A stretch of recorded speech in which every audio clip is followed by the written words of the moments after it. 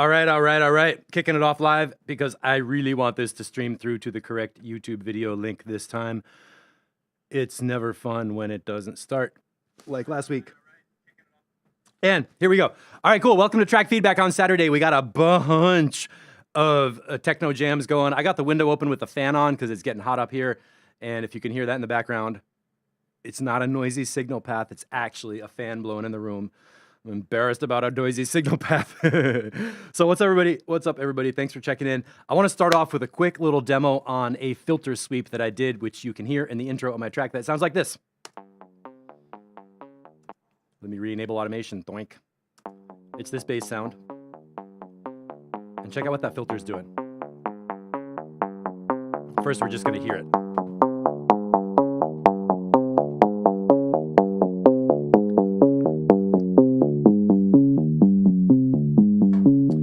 And it goes down there and becomes a bass line, and then goes back up as part of the intro. The reason I want to show you this is one of the coolest kinds of filter in the world. And it's called a state variable filter, which means it changes. You can see it's in high pass filter shape right there. You can morph to band pass, low pass, and all the way around to a notch filter. And this one is what's making that sound where, you know that feeling of a bassline intro where you high pass filter it and just bring it down. And as we get more and more low end, it gets heavier and heavier and feels like a bass line, right? So that would be a basic high pass filter sweep. And if you're in here with the beat, you can slowly roll it up and arrive at, you know, the ending of a track or the breakdown or something like that. Just making sure my audio is coming through. So what the state variable filter lets you do is change from, instead of just doing a simple high pass filter sweep coming down, I can get to the mid range and do this morph thing. So now we start getting more of the bass frequencies and cutting off the high frequencies.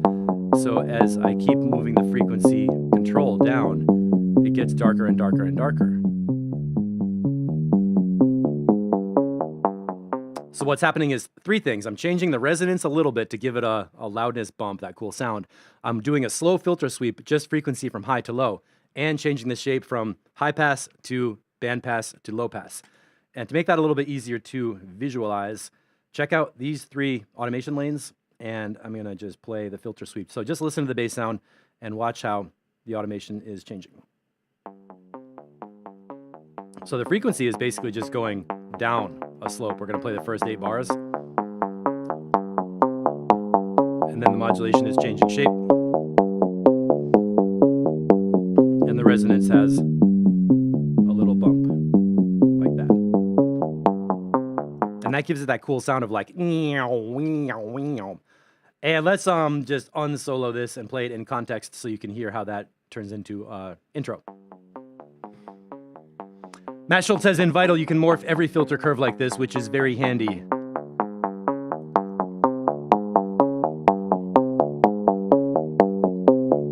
So there's the filter going. And now it's going to kind of repeat the slope in the cycle.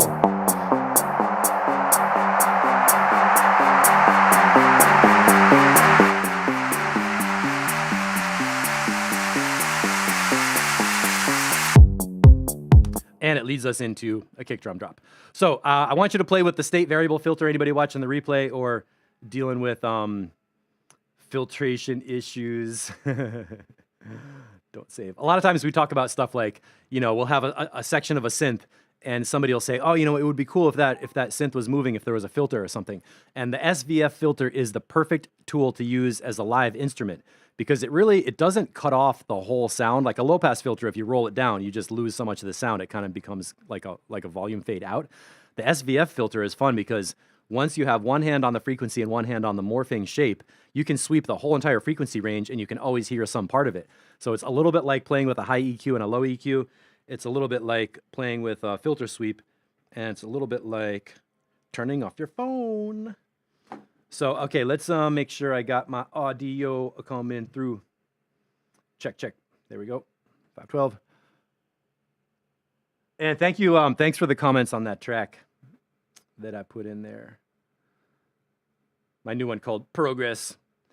So I pulled out a whole bunch of jams. We might be here for little hour or two. We're going to kick it off with Nats. And I think I got everybody's tracks. So you know what I'm going to do? Let me just go here and close Discord. Right. And by the way, welcome to Death, our new friend. When we're getting excited with documentaries and comments and stuff, it's fun to make comments and tease each other. When we involve KY jelly and things that are actually wet, it can be gross. So let's have fun with comments and not be gross. Rule of thumb, if it feels gross to actually do the comment, it might be a little too gross. I am thinking of a future where younger people and female engineers are coming into Mixotexture and making tracks and everything. And there's a level of like, nobody's going to die if we make gross jokes and everything. But I don't want it to get too gross because when new people come in, they might be like, oh, you guys are dicks. And I know you're not, but we need to have some type of sanitation on the comments once in a while. Scott Burke. All right, here we go. Danets.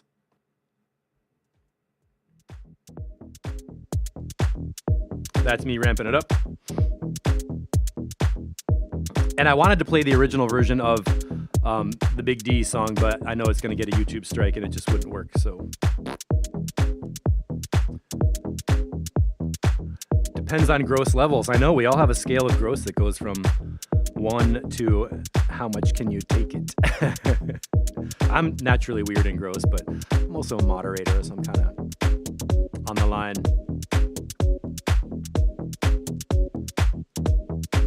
All right, Danat's bringing it with the bumpy beats. Let's get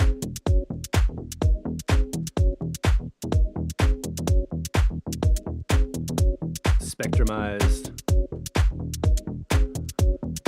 Where is the line between funny and gross? That's a special place for everyone to find. All right. Danes, that intro section was cool. The crash came in a little unexpected. I could use some kind of intro transition right here before that big crash. And the tambourine might not be necessary. If you had just a little riser and a crash, and then let us have the beat.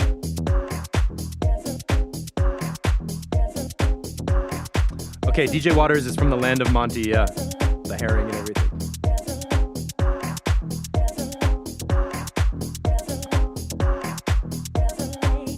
Yeah, Danats, this sounds good. He commented this is like a brand new one, I think.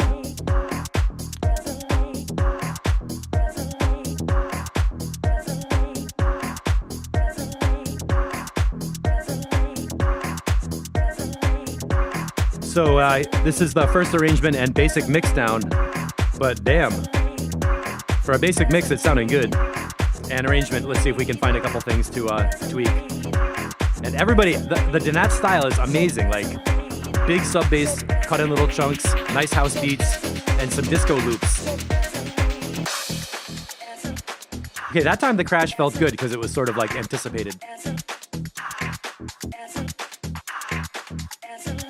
I like how the bass bump is low, but it's not like woof, woof, woof. It's like a tight, like bump, bump.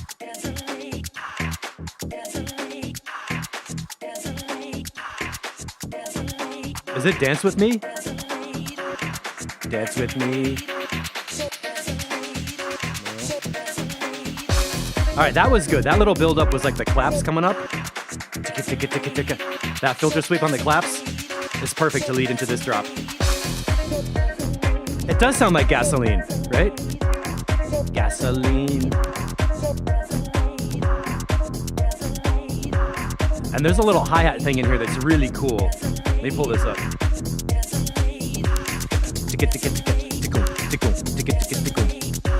There's a little clicky hi-hat in there that's really good.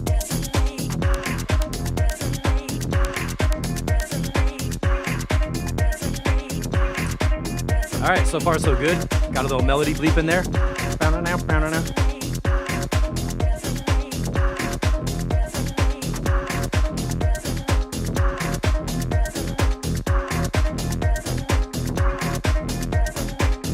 That bass line is nice and dirty. I'm wondering if that could get a little more fuzz on there in a changing way. The bass is like, whoa, whoa, whoa, whoa, whoa, whoa. You hear that? So could you like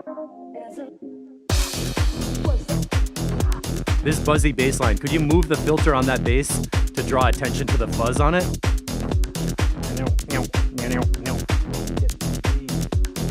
The big D, the big D.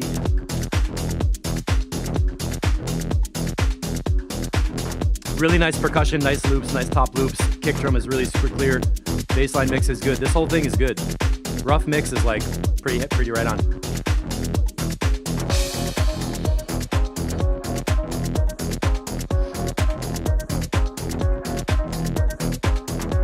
Mindbender, cool trick. Make everything wider, and when the groove comes in, back to normal. So wider effects at the breakdown basically, and then you drop it heavier mono when the drop comes in.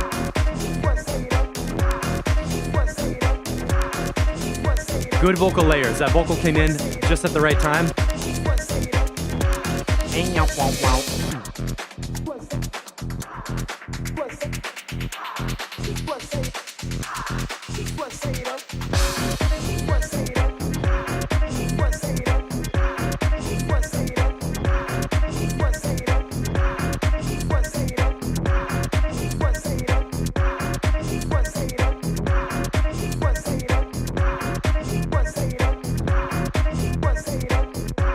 A little bit repetitive right here. Maybe you could cut one of the melody layers, right? That little high layer. If you let this last inch of space right here be like more like bass. So right there we have like a good kick drum and bass line thing, and the melody line and the vocal is kind of fading in, which is cool.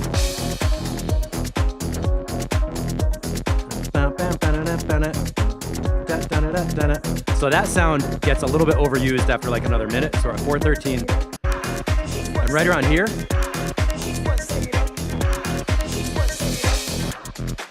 I would cut one of those top loops. And then that filter build up. Right there, keep just the vocal and the filter sweep clap sound.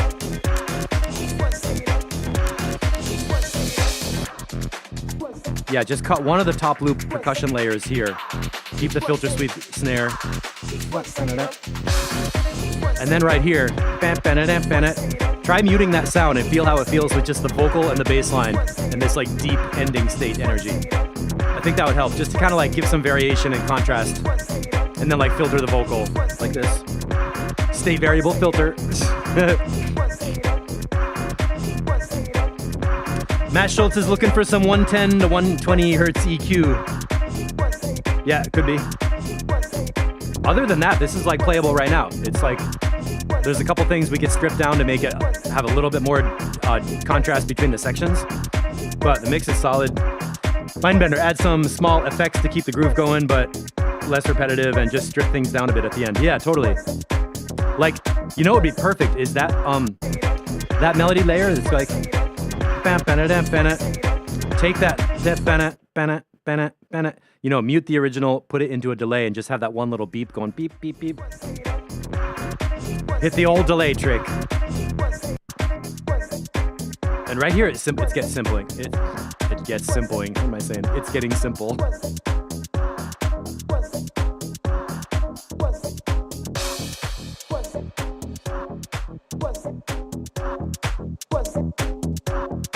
Not bad, not bad. All right, got an upvote from DJ Waters, yeah. So Donats, basically just strip out a couple layers, make a little bit of a transition before the first simple crash, make a little simple transition before the first cymbal crash, and next version could be ready for the final mix. It's amazing. It's so great to see people come with new tracks that are like rough arrangements, rough mixes, and be able to just see the vision of like, you know, two little edits to make it done. That's cool. All right, Redshift, Mindbender remix. Dark Space Disco. Yeah, Matt Schultz, I agree. Little mix balance and ready to go. Synthwave coming at you right here. Look at this.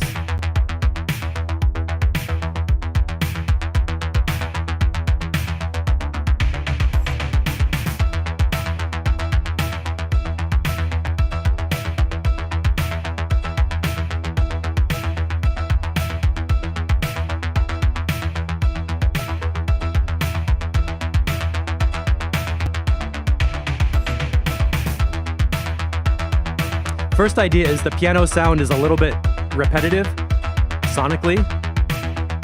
Maybe you could have a moving EQ a little bit, like it sounds kind of clinky, like the high frequency, like clink, clink, clink.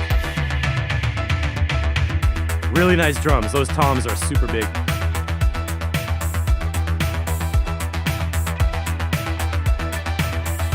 Okay, now this lead, the soft lead, is not as loud. The piano is basically too loud. Bow, bow, bow, bow. And those other synth leads are on the, like the piano is loud on the right. The other synths are more on the left side and softer. So I would like the synth group to be a little bit different with the piano down a little bit and the other leads kind of more around it. Those drum fills are so good.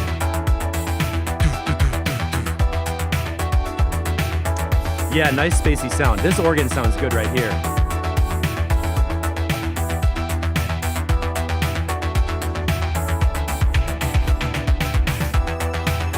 Oh, that string, yes! That's what I was feeling, nice and like bright and out front with that string. Piano's a little too bright, not a big deal.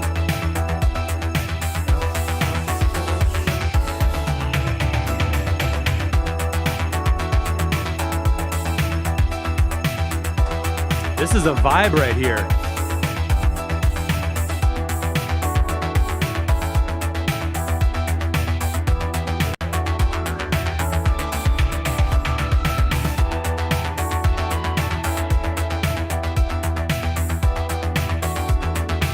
Ba-da-da, ba-da-da. There's a cool melody instrument in there that's not loud enough. Sounds like a wooden flute, like a pan flute or something. Sounds like a Phil Collins drum beat.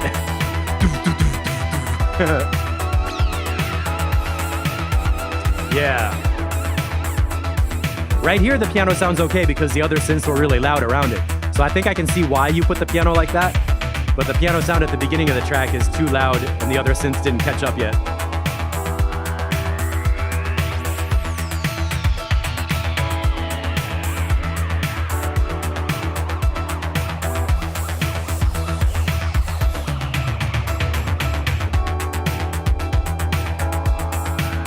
It's got that energy too, that bass line. Nice high frequency.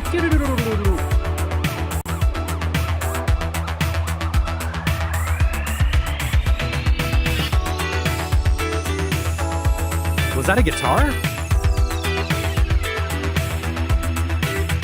Damn. Yeah, some automation on the piano. Even if you just took the piano down 6 dB at the intro of the track and then got it louder when the synths are up, kind of ride the fader on it, that would be great.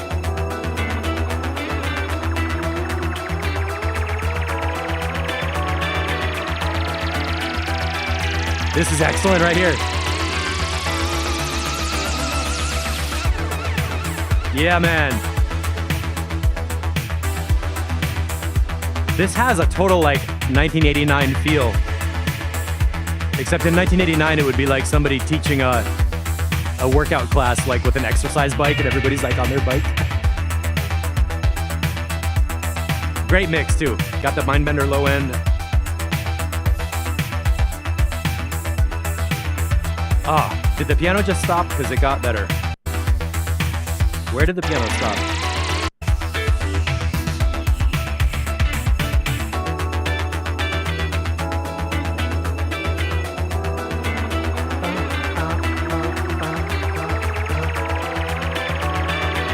You know what? Okay, that piano has a feel like waiting, because it's when it's nice and loud like that, it's like almost like a countdown thing.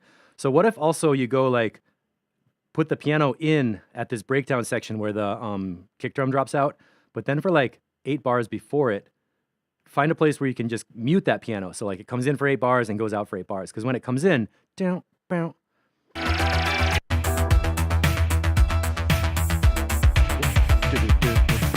Like 250 maybe, mute the piano, and then right here, 342, bring it in, because it adds this like energy of like, it's building up, I'm waiting, and then when it mutes out, you drop down deeper, right? I think that would help too. This whole rise is awesome right here. And now the piano's gone and it's like so smooth right in the synths.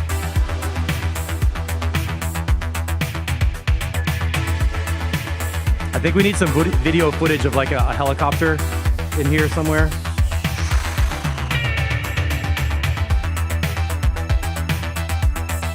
This is amazing.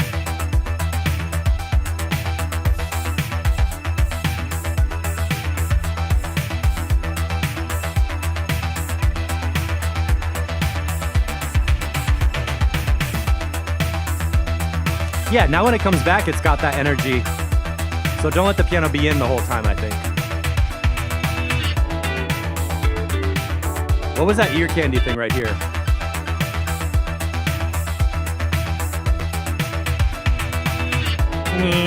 Like a backwards guitar? At 440, that was a great sound. Total Miami Vice, absolutely, man. Gotta have some Don Johnson in here, gotta have some helicopters. Probably gonna need like a Trans Am at some point in the show.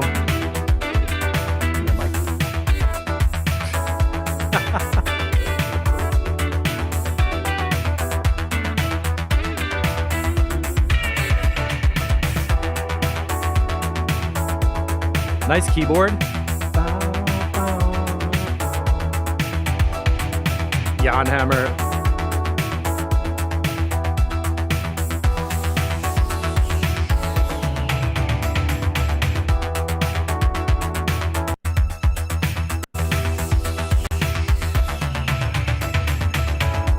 Okay, so for the 80s format, obviously 7 minutes is like way too long for whatever would be a radio or a TV show or something. For these purposes, I think you could get this into a DJ set for a good 5 minutes. 7 might be a bit long.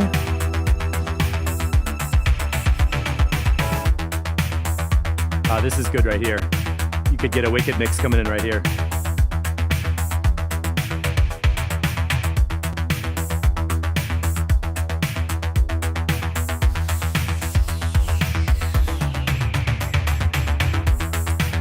I want to call out that kick drum pattern that happened right here. We got a little bit of a breakbeat kick. Here it's straight. And then we got the double kick.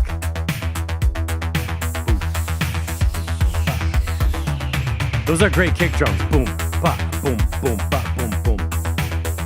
It's like referencing the breakbeat, but then it keeps it in the steady groove. That's fun. I like this part a lot. It's like the dubby synth ending. I think you could maybe cut out 45 seconds before that part. And that synth is awesome.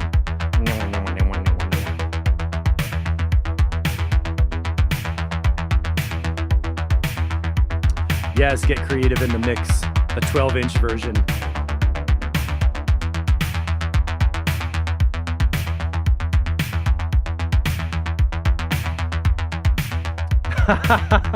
Bloodsport, totally.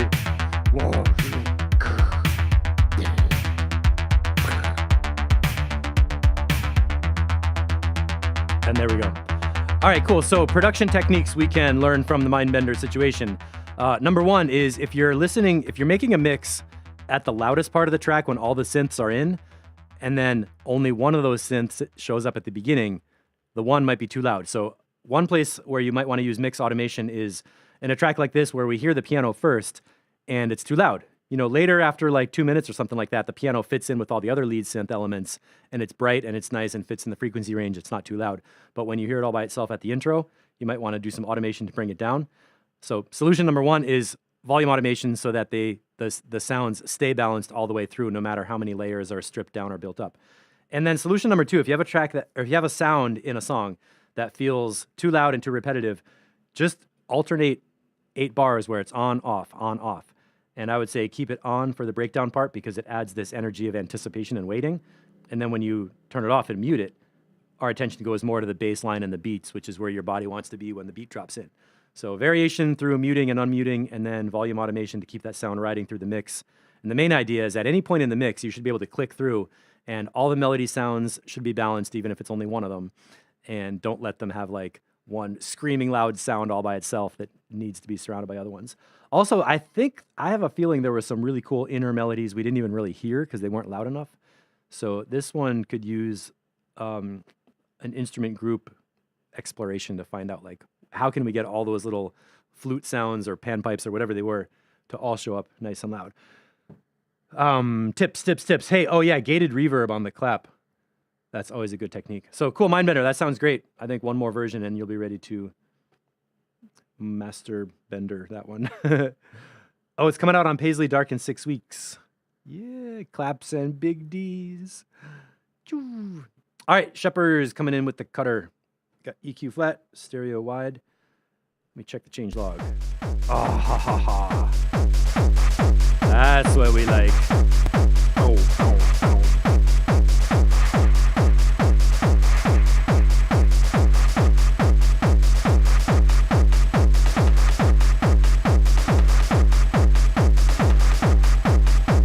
Okay, this is version 1, brand new, not a ton of EQ work or whatever. So far, it's working.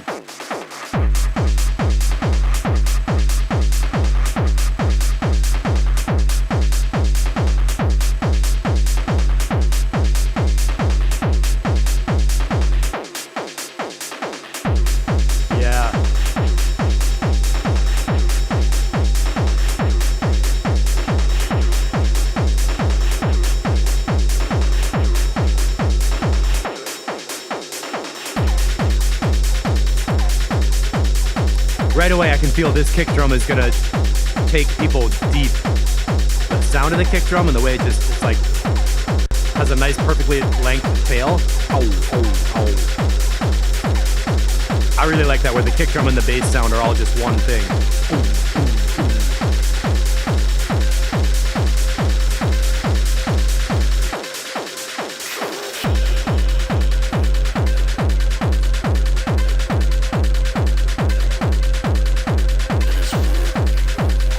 Okay, now I hear the vocal.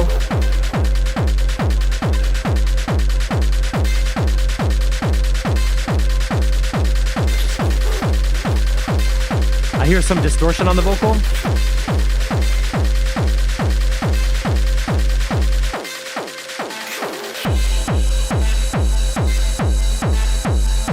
It's interesting so far. It's a secret little layer.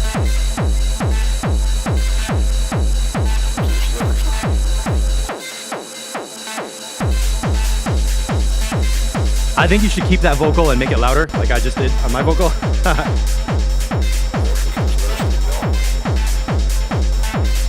Yeah, up with the vocal, I agree, yeah.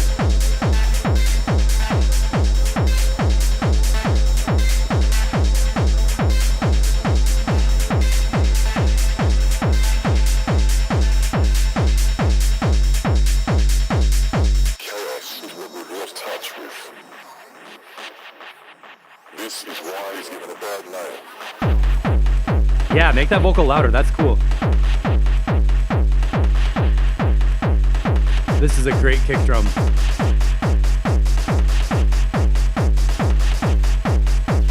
Matt Schultz, which synths? I'm not sure the exact timing on the synths that you wanted up louder. Was that before that little gap? Are these the synths you want?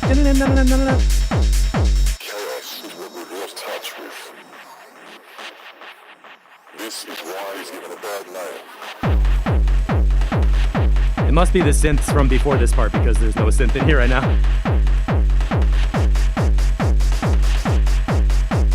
That snare drum could come up a little bit, I think. Is that getting louder? Yeah, I think that snare could come up a little bit. Good rhythm. That's a good pattern. The distortion is so awesome in here. All these different sounds are like... Yeah, man. Ooh, this is nasty. That distortion.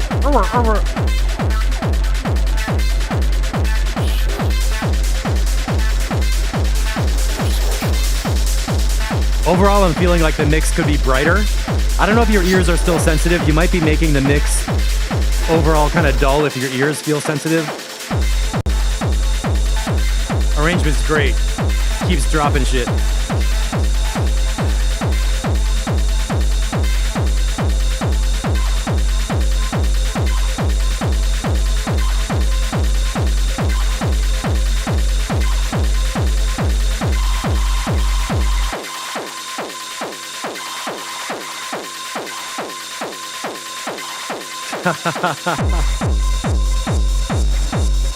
Really? It's 140.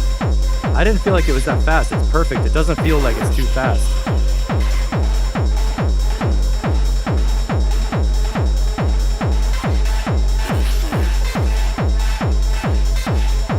All the layers are so cool. Good sound design. I like that top layer.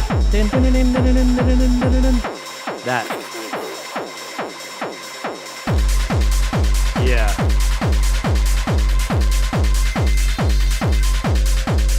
Let me go with some EQ right here.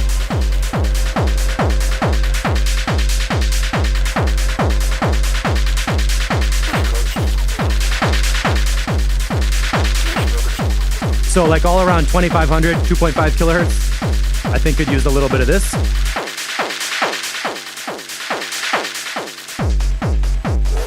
And then like the snare is up here.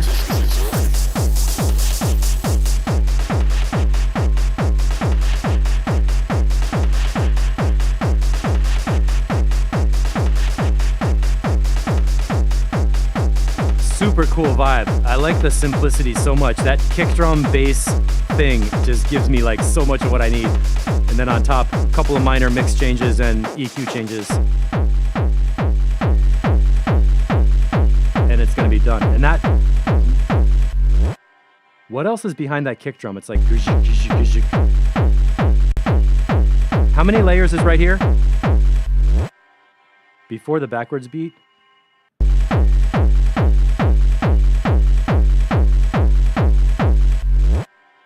Was that like 3 layers of sound with a kick, a bass, and the ambient atmospheric thing? You don't have to tell us. That can be your secret. So, this is why he's given a bad name. When you have a voice like that that's actually saying words, I think it would help to have that happen again. Because sometimes we heard parts of sounds where the voice is like a sound. But if you could take another part of the vocal, or maybe the same thing, and bring it back one more time. Oh.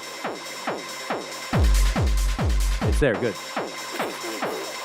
Yes, make that louder so that anytime there's a cool vocal, there needs to be a balance in the structure. What you don't want to do is have a sample that people play 7 times in the track and it gets totally played out and boring, because that doesn't work. What I personally like is when there's a vocal where there's a person saying 4 different things that are part of the same sentence, and you hear them like at different points in the music, so you recognize the same voice, and over time you get this the idea after you listen to the whole thing. And also what doesn't work so well, I think, is if you only hear the vocal once, and it comes in super loud and then goes away and never comes back, and people are like, where the hell did that come from? So it needs to have a little bit of a context, like a story, where you introduce a piece of the sound and tell people like, hey, there is a vocal in this track, you're gonna hear more later, and then give them a little bit more that's a little bit better, and don't repeat it too many times. So 3 times is like the perfect thing of intro, middle, ending, or something like that. And you do have it in there, which is great. So if you could get that up louder. And I thought my very first feeling on the vocal was that the distortion there was too much low frequency in the distortion, which made it kind of buried in the bass. So maybe if you EQ the vocal differently so it's brighter in the mid-range, 1K, 900 hertz, something like that, and bring that up louder, that might pull it to the front.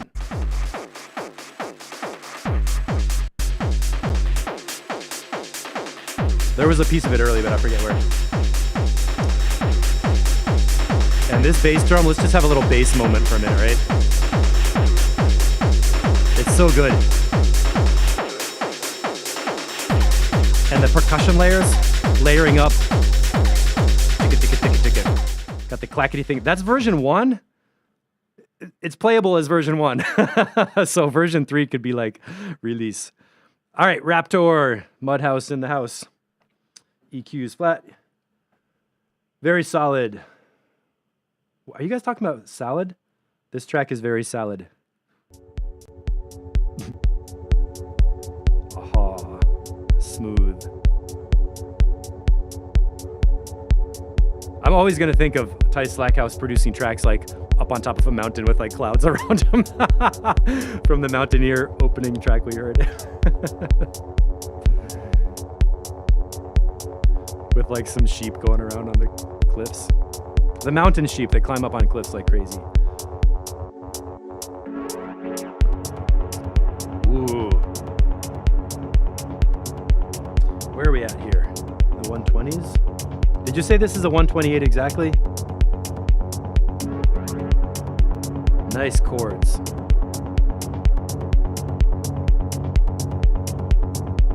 I like that tiny snare drum. That could be a little louder. Wow, this is subtle.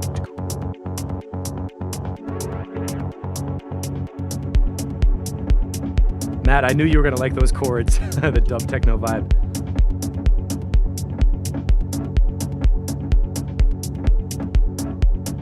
I'm feeling like a spring reverb on that little snare tap would be great.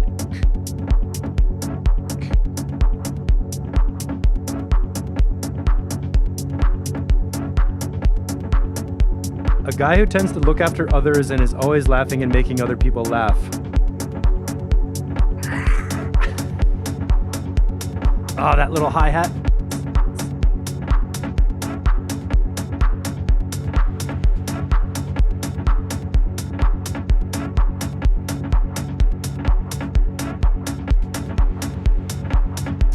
I think the bass line could come up a little bit too.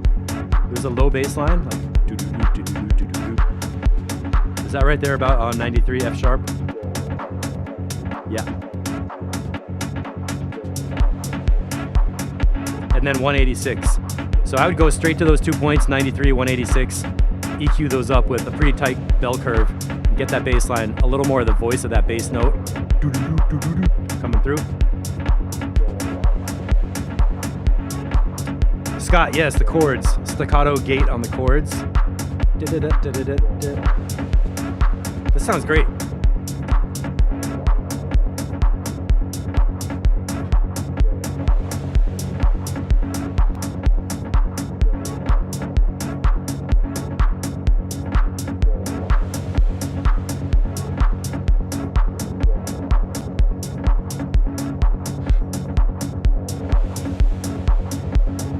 Good atmospheric sweeps.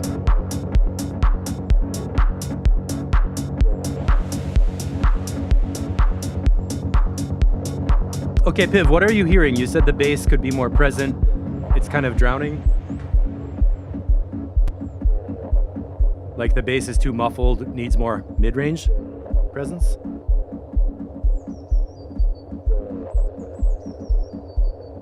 Birdies.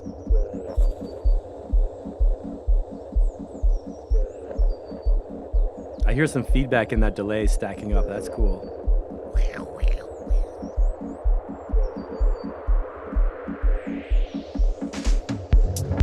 Oh, thank you. One more time. The feedback in the delay tail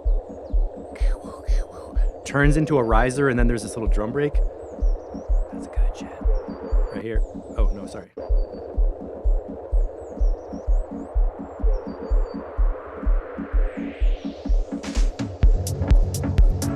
That was a classy little drum fill.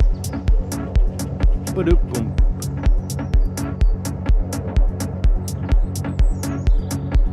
Okay, sound design is done. Song form is perfect. Couple mix notes and this is gonna be ready to go for mastering. So bass line up a little bit, maybe with EQ first, and then possibly level it up a little bit. Talking about some spring reverb on some of the drums, I think would be a nice touch in this style. Yeah. Oh, there's a subtle rumble too, yeah?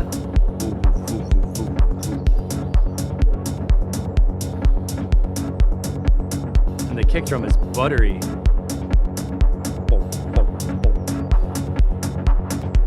37 hertz, also known as the bottom D. I'm looking at the MIDI notes.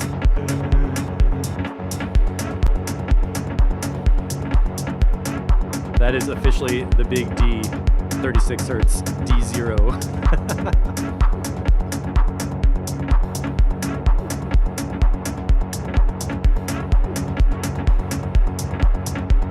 Okay, good comments. Moving the synth a little bit. Yeah, the staccato gate chord synth sounds like it's moving here.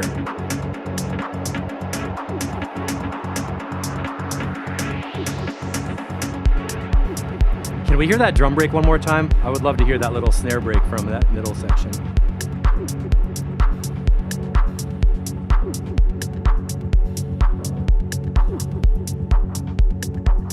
And this pad is great.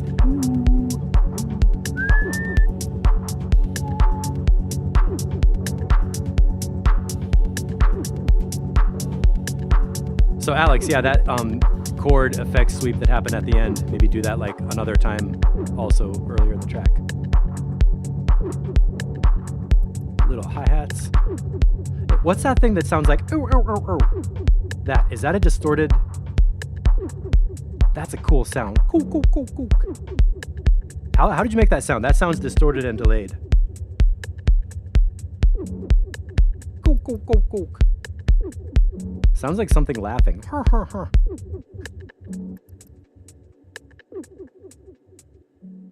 right, beautiful, beautiful, beautiful. Biggest problem is that this drum break only happens once. And I need to hear that shit again. Do-do-do. Ah! Do-do-do-do.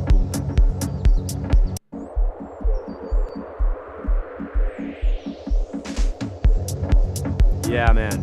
If you could put that drum break in one more time because it's just so good, that's all I want. Oh, wow, this is the experimental loops you make when you're bored. You should get bored more often. This is great. Totally playable right now. A couple of mix tweaks. I think we made enough notes on it. And I love the birds and the sounds. Kook, kook, kook. Kook, kook, kook. That's amazing. I'm going to leave that tab open in case Randy Adams shows up and emails me a track. All right, Scott Burke, are you here? I think you're here. Let's see what we got. EQ's flat, stereo width, after light. Ooh, is this slower?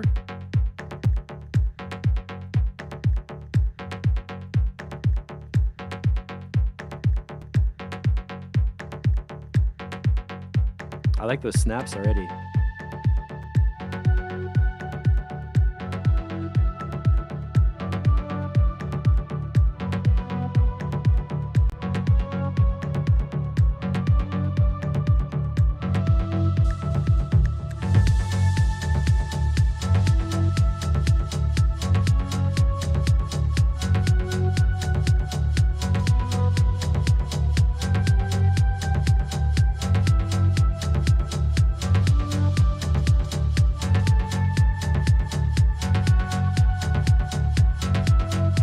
I'm drawn in, like no comments so far.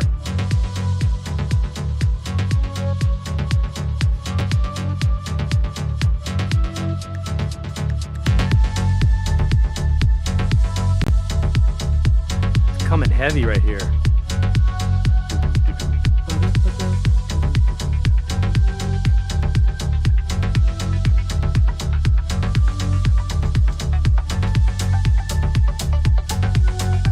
Ooh, I like that ARP lead coming in.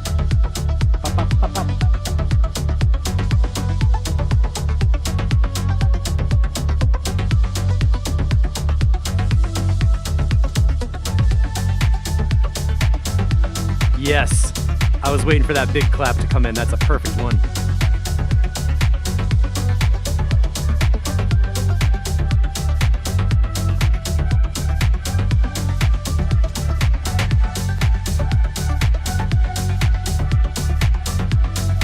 Energy is still going up. That open hi-hat, keeping it right in there.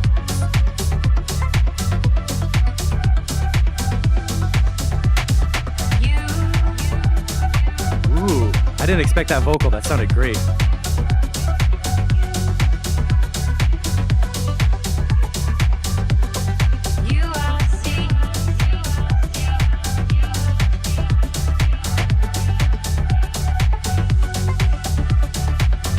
Kind of nearby the synthwave thing we were hearing from Mindbender.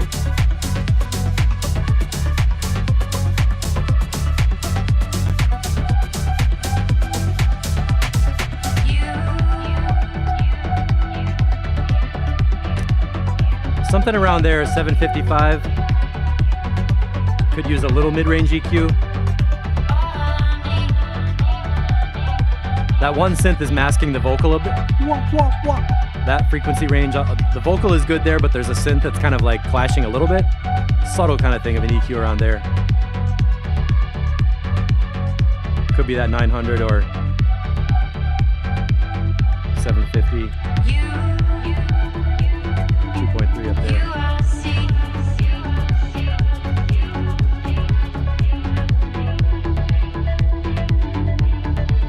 I like those little beeps. Boop, boop, boop. Those could come up a little bit. Yeah, yeah, yeah.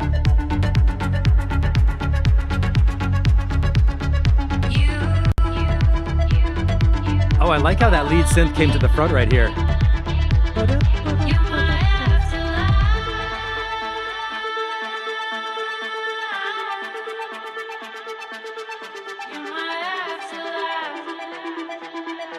Nice effects on the vocal.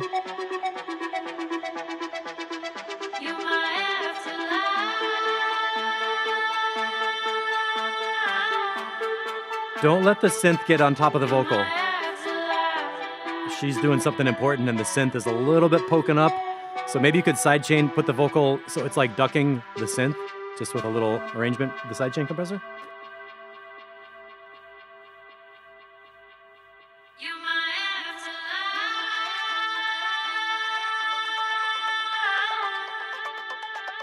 That was cool.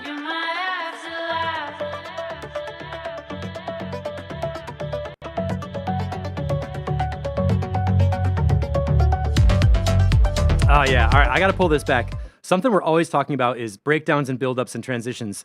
And what I really like right here is you get the pure vocal with nothing else. That delay. And then the synth builds up right out from under it. So there's a moment where the voice is at the highest note of the melody for like dramatic tension, and there's a delay, and then the rhythm of the delay turns into the rhythm of the synth and morphs into a riser kind of thing. Really cool.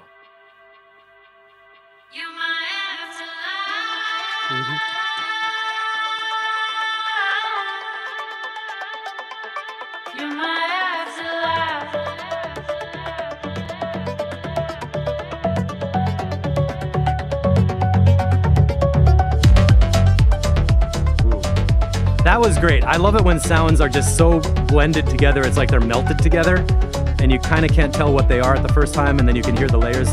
That was a great build-up.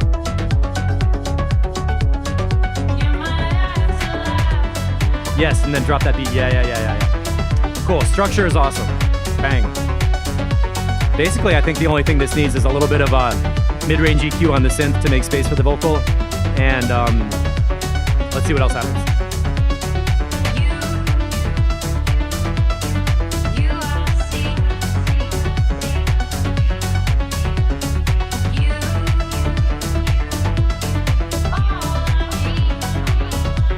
Anybody out there on bigger speakers, let me know how you feel with the bass line and the kick drum.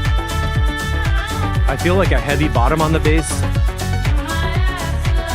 I can feel the kick independently, but I think the bass maybe could use a little bit of shaping to fit with the kick drum tightly.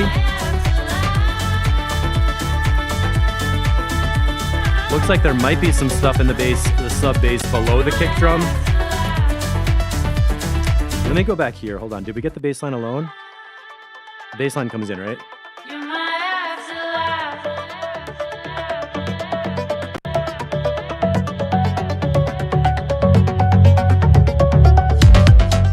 Yeah, I think there's, you could EQ the bass line a little bit so it's nice and deep, but just clearly away from the kick drum. Yeah. Percussion layers are really nice. Got the groove, got the skill, got the feel. He's got the big D.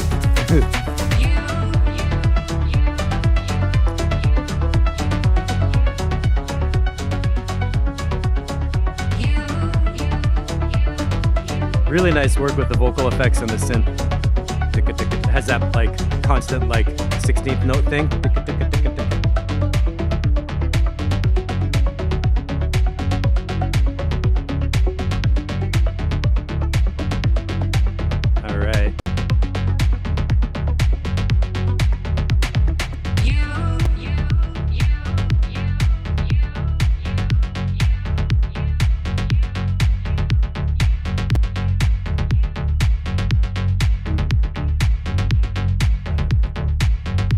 Pulls you right in from the beginning.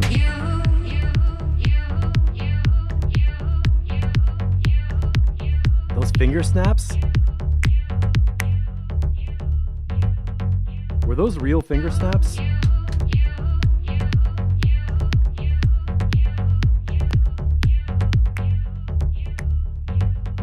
Make the finger snaps louder. Those sounded like you were doing it on the track on a mic or something. Boop, boop, boop. All right, super cool, super cool. You have your assignments. Oh, laser me a little piggy. Now, I'm not sure if I know what that means, but castanets. Laser me a little piggy. Aw, laser little piggy. And I almost forgot. I gotta pull out. I tried.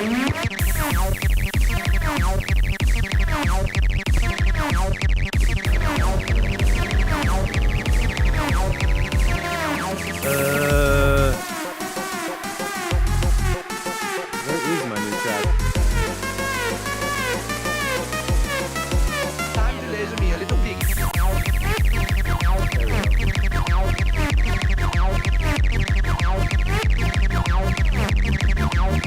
Time to laser me a little piggy.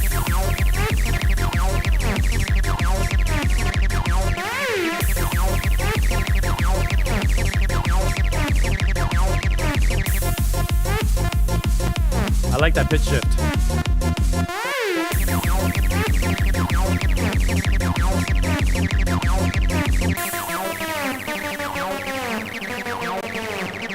Nice synth effects. Time to laser me a little piggy. I agree.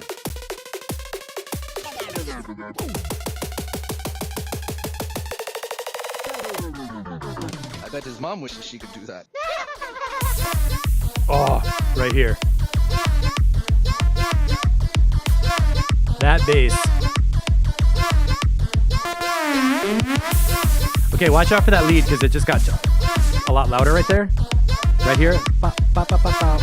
That's okay. Right there, the wah was like a bunch louder, which means put a compressor on top and keep the peaks from going up. This bottom is really good. Time to laser me a little piggy. Time to laser me a little piggy.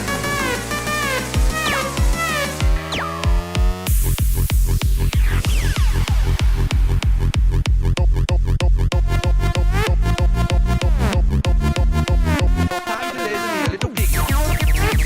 Yeah, man. Time to laser me a little piggy.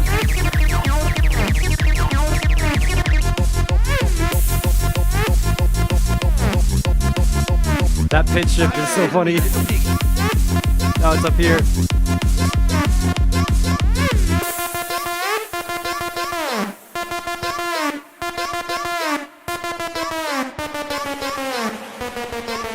No, no, no, no, no, no. She could do that. No, yes, no. Could do that. That is not long enough. And right here, that bass is hitting so hard. I would like to have, since the track has to get longer, longer bass sections without the lead, because the lead is really, really bright and really like pam, pam, pam, pam, pam. But if it's totally repetitive, it's gonna get cheesy like the bad trance. So if we could have like a section where the bass is just super deep and hard with hi-hats and like slamming, like around here, that would be good. Yeah, like this, without the lead, so crazy. Then add in some hi-hats. And then wait a little bit for that lead to come in, because that, Time to laser me a little piggy. like that whole part. Count. 1, 2, 3, 4, 5, no, 6, 7, 8, 2, 3, 4. So what I would do is 8 bars of the bass line before the lead comes in right here. 8 bars of this before the lead comes in. Right now you have 4 bars. That's half. Time to laser me a little piggy. I think it's time for all of us to laser me a little piggy. Time to laser me a little piggy. 4, 2, 5, 6, 7, Time 8. to laser me a little piggy. Those vocal effects are amazing. Time to laser me a little piggy. That's so good. So in general, I would go with a pattern on this one where like you have these little transitions with ear candy, which are awesome. After every one of those transitions, drop the bass and do like 8 bars of just bass and beats, and then bring in the lead synth to go after that. And that's going to be an easy way to make the whole track longer and giving people more of what feels really, really good, the bass, and making them wait a little bit more for the lead to come in, and you won't have the lead get too repetitive. And it's a simple formula where basically every time the lead comes in, just go before it and like double the bass and kick drum part. And I'm going to play it again because I like it. Time to laser me a little piggy. Look at that. All right here. That upbeat. Time to laser me a little piggy. Mushroom, mushroom. Badger. Time to laser me a little.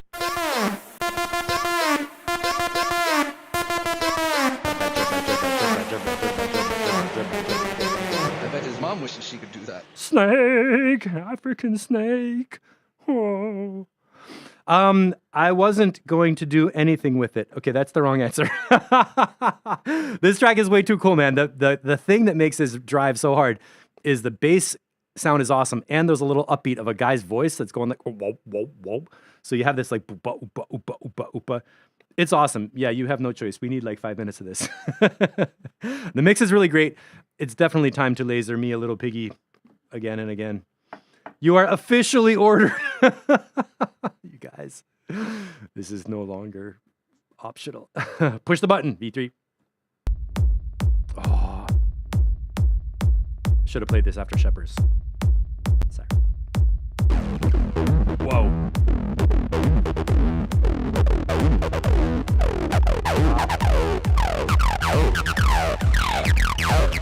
Yes. Burning that ad.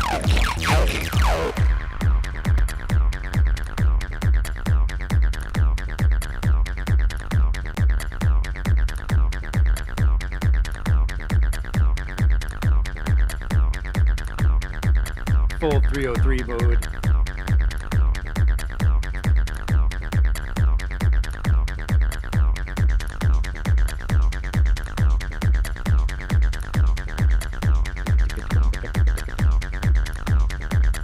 This. Whoa.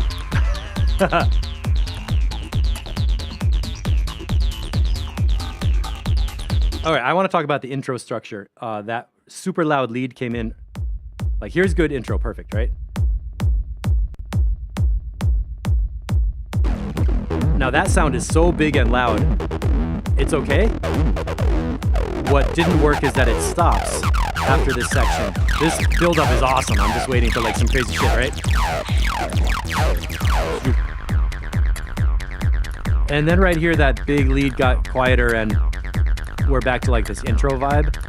So either that synth thing was too soon or it needs to keep going. Because right here, it just feels like it fall flat. And it doesn't get built back up again until the other hi-hats start layering. Right here. And that hi-hat could be a little louder. It's Gurdon's vid. Push the button. And these little ear candies are super cool. Bloop, bloop, bloop.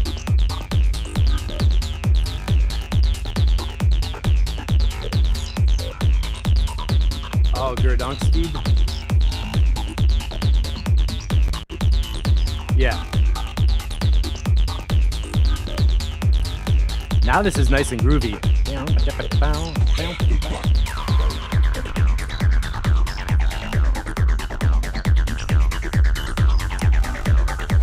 Hi-hats need to be louder. Oh, thank you. Just came in. Yeah, this top loop is good.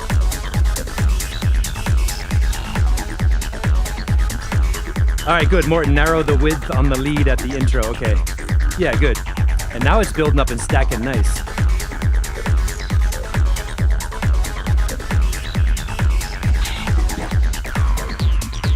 I like how the vocal's kind of buried in there. Like, push the button. This is nice and groovy right here.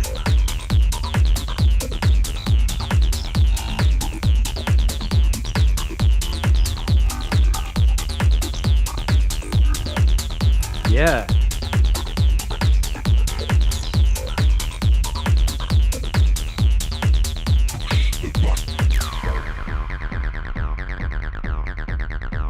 I think you could cut the kick drum here too.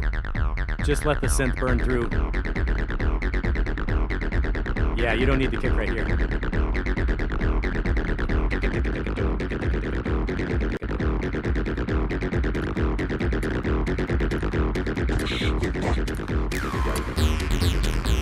Get those hi-hats louder.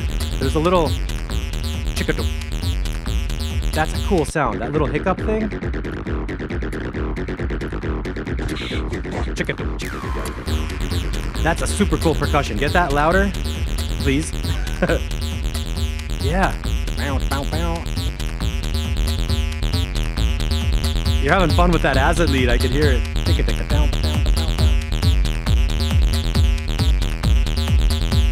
Yeah, it's got that hypnotic thing. Definitely percussion parts need to come to the front more, be really crispy and high on top. Yeah, man.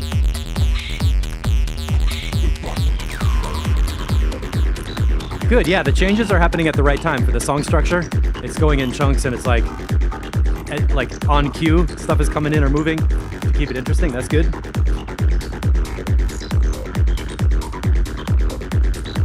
No, don't take that. Don't take the hi-hats out. No. These are good.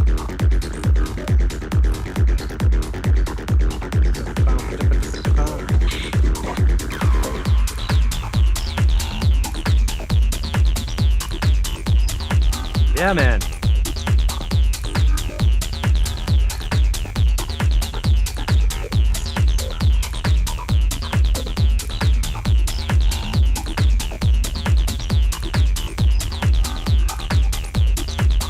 I like the drum parts a lot.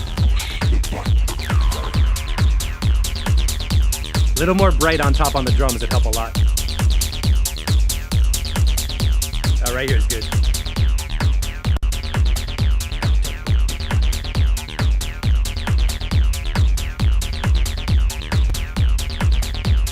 And you know, you could filter that bass line a little bit more right here. Get those filters moving.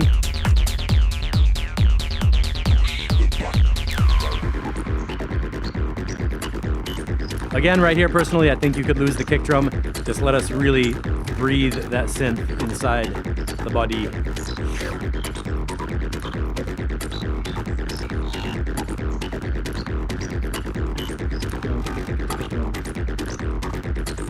Good.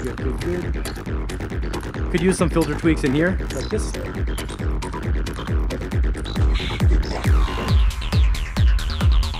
Yeah. All right, cool. So basically, mix notes are what you need, and everything else is working. Little altar boy effect and push the button. Okay, is that the same opening synth? Hold on. No.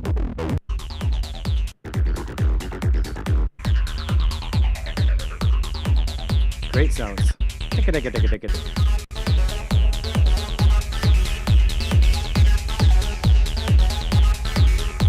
Oh, Ty's pulled it out. Little altar boy sound.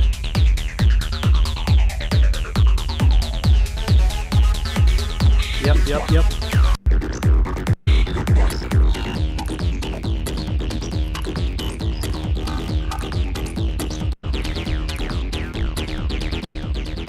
Okay, so what I would like to have more of is the hi-hat volume in the mix overall for percussion, and more of moving filters on the acid synth parts. And what I think we can do less is less kick drum in the breakdowns so that you can hear the filters moving in the synth parts. And that's all we're gonna need. You don't need kick drum in there. And it'll hit harder, honestly. If you get rid of the kick drum here, then when it comes back in a couple seconds,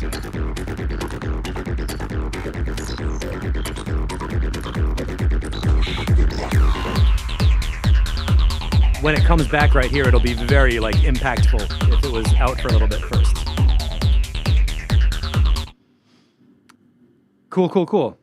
Really good. That's a really good representation of the acid style too. I didn't hear as much bleed over of Frenchcore craziness. Like that felt like a nice, smooth acid roller.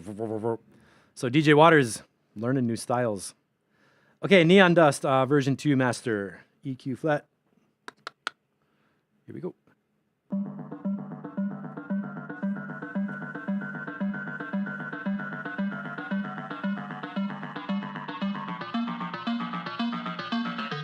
Is Jens here?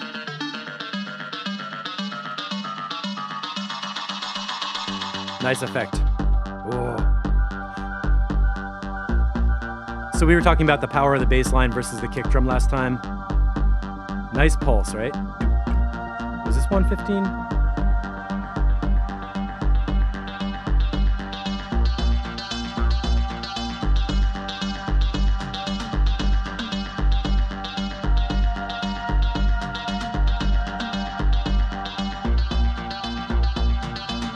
Oh, Hoggitakt. That means the big D. Yes, DJ Waters, get it done and get it mastered. I agree.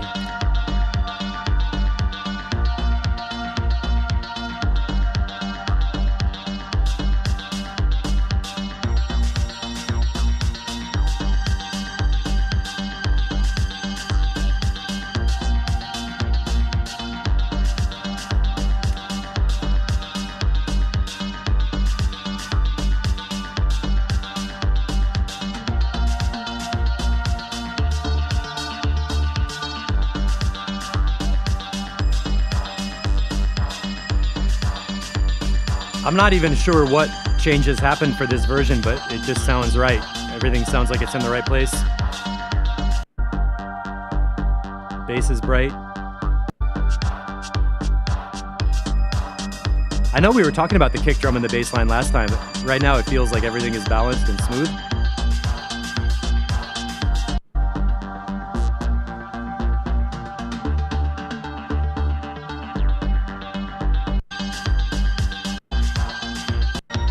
I think that's done. I'm sorry, I don't have any comments. That sounds super pro and done, so let's keep moving on.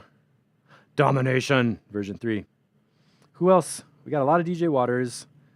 Is John here? Wanderer and Progress. Okay, here we go. DJ Waters gets the productivity award for the week, making 20 new tracks.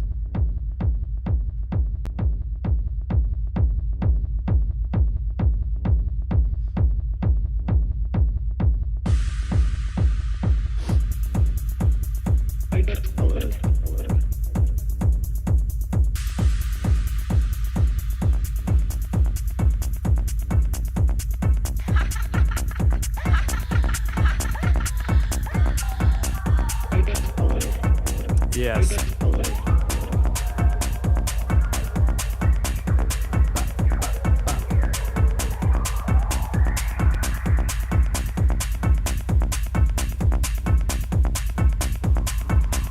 I got the big domination.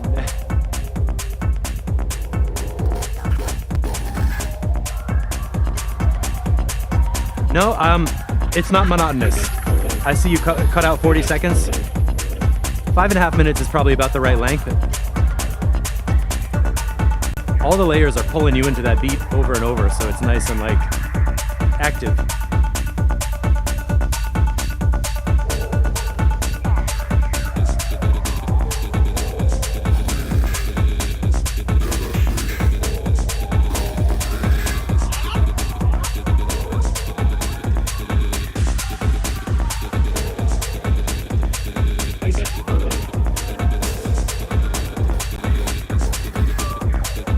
DJ Waters definitely has a special talent for storytelling with weird sounds. Little tiny vocal chops and like subconscious background surround. Like what? That's my favorite part overall about the DJ Waters sound.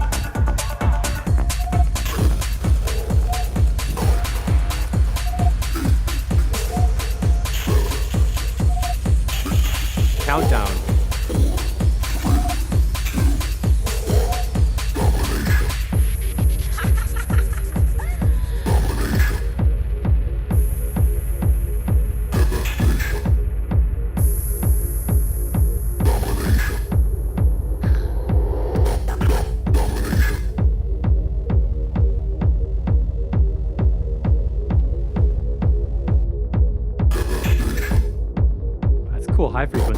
too.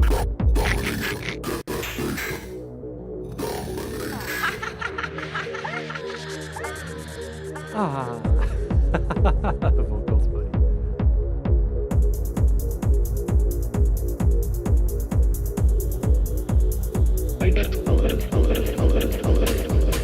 I'm not sure if this is a SoundCloud issue, but again, a little hi-hat. A little brightness on the hi-hat would be okay.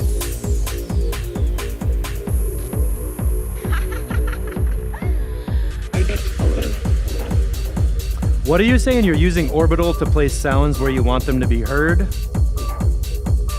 That sounds interesting. Kick is really solid for sure.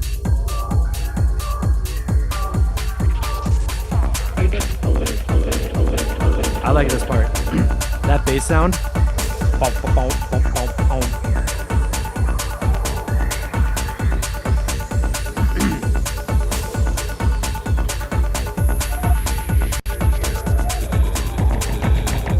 How is the rumble feeling for you guys? It feels like it's in the right place for me.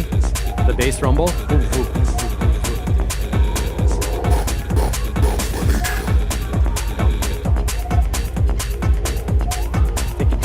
I love what you're doing with the voice.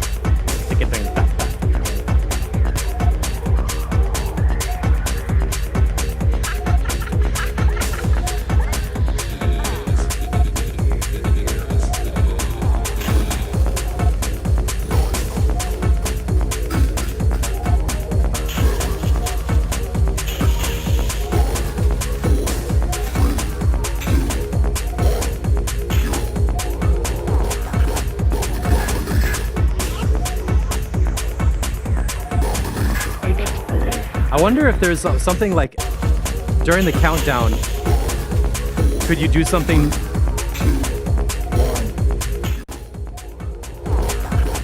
like after the 0, do some kind of a chop, like a surprising silence or something maybe?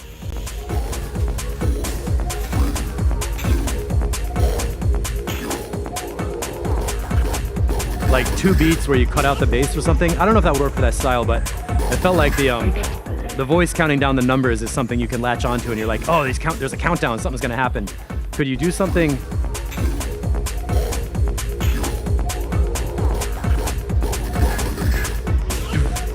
And then at 4:29 have like a crash event or something, a little bit of a break, and then something to come back in before 4:29 so that the countdown has like a impact kinda.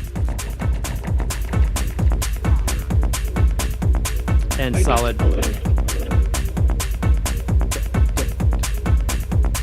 Get into the outro. I like that. That sound louder, I agree. The pulling the cattail sound.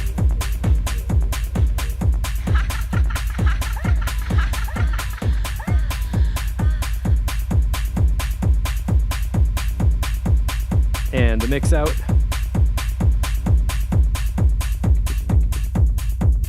Good fade. Yeah. And that's still interesting right there.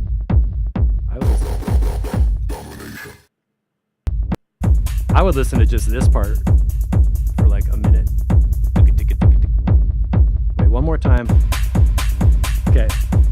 Here comes some high EQ, get ready. Just like that. That's a great kick rumble. And that vocal has such good bass. Domination. Listen to the actual bass in the vocal. Domination. That's cool. All right, so we talked about a couple things to do, and it's pretty solid. Unfortunately, I don't remember all the things I said of what to do. So you'll have to watch the replay and take notes. Basically, it's playable already and very close to done. Try dropping the laugh an octave. Ooh, pitch the lap down. Yeah.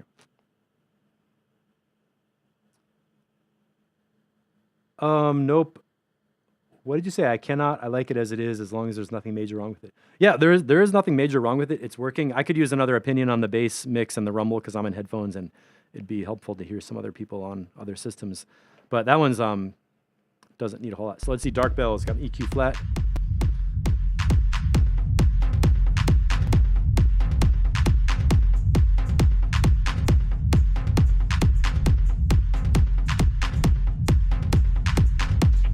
Coming in 136. Another heavy bass.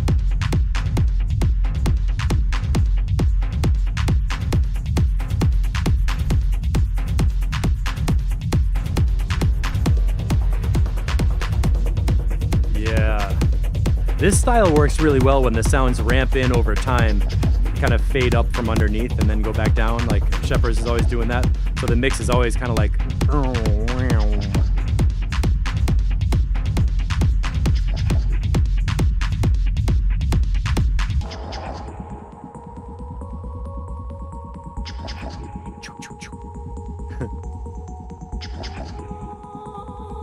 yeah.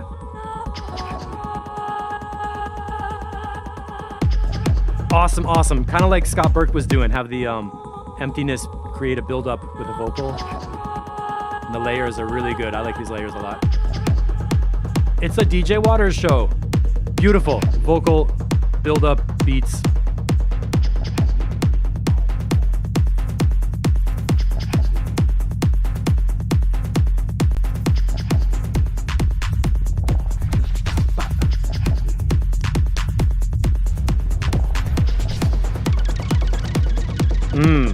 Nice synth ear candy up there.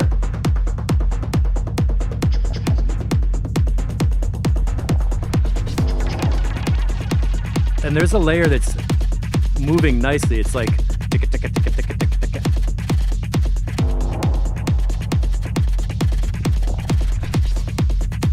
This is great. It's deep and hypnotic, you know. It just, you can just go right into it. Go, go, go, go.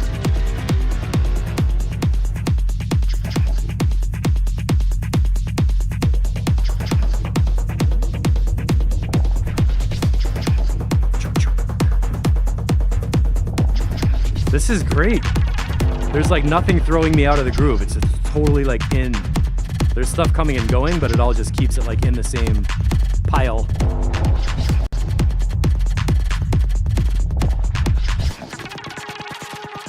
Okay, this sound. Ticka, ticka, ticka, ticka, ticka, ticka. I like that one a lot when it was moving around.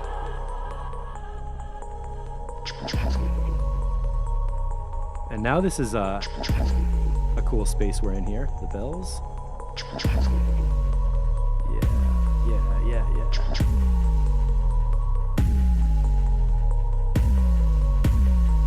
Yeah, man.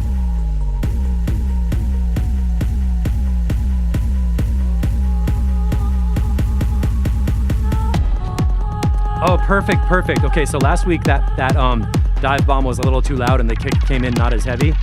Now it just really blended. Like I can get into this bass sound and the kick comes in hard after. Yes. And that vocal too.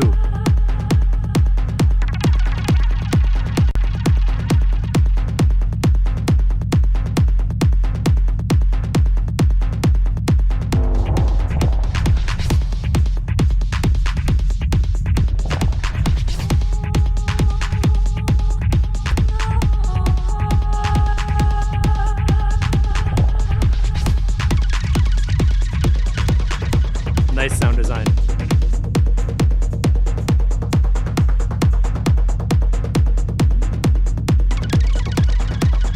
I'm not sure I have any mix notes on here. You guys got any notes?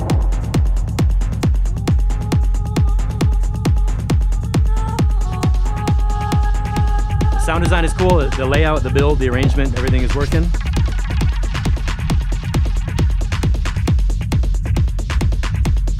Yeah, Piv Clip, full-time mastering engineer for DJ Waters. I'm gonna skip ahead because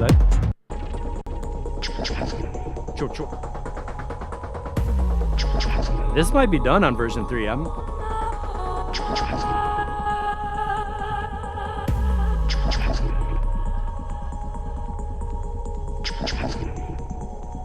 Shepard's commented in Discord. Okay, good.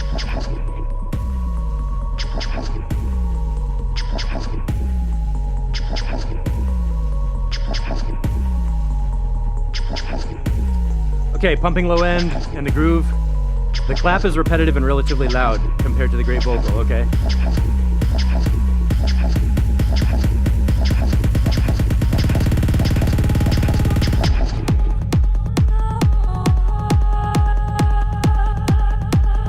So Shepherds, I want to go back to 410 and hear this sound.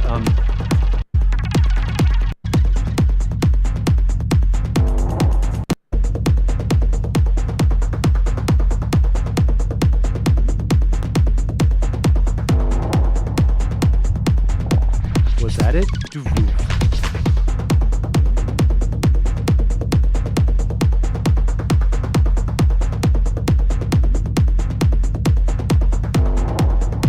Maybe that sound, go on, like 412 or 13, could get louder. And all right, those are cool notes. I don't know if the clap is too loud for me. I didn't really feel that. You mean the clap on the downbeats? Oh, that one?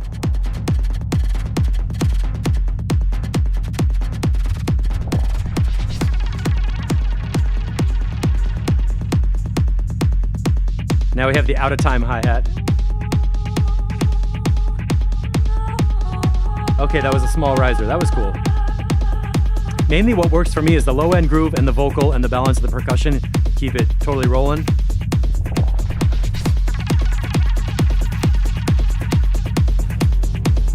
Oh, it's not in this version anymore. Okay.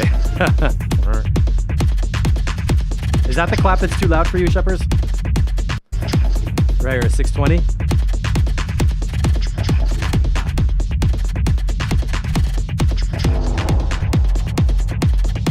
Oh, regarding the clap. Okay, good. I don't know, Ian, I think it's done for me. I'm not hearing anything that's a major problem. I personally would not...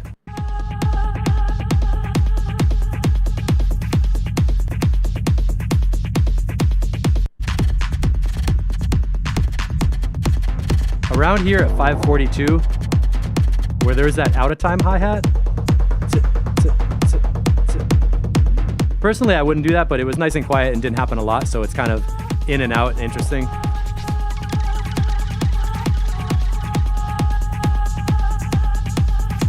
And it's definitely playable already, so if anybody else has absolutely essential notes. Oh, you forgot to move those hi-hats. Ah, we did find something. All right, cool. Let's hear the ending.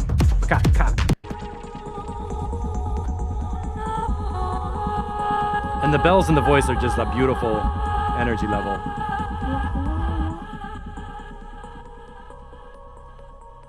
And a nice ending.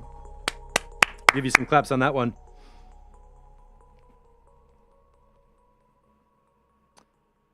Getting shit done. So maybe a little tweak on that one and then it could be done. John, you are right on time, not too late. The feels. Ian, we're going to need you to meet with our HR department Monday morning at 9 a.m. to discuss your recent performance. Do you have HR, human resources? That's like when you get in trouble at work, you have to talk to the people who are like the counselors or whatever.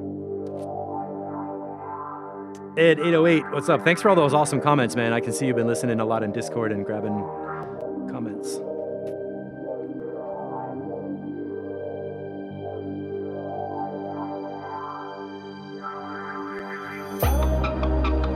Yes.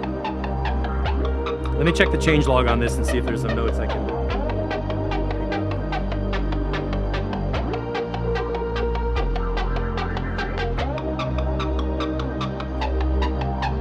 Oh, and I love it that you guys are posting reference tracks. Unfortunately, when I play them, YouTube shuts down the stream or like gives me a copyright strike for playing copyrighted tracks, which is bullshit. So normally I would...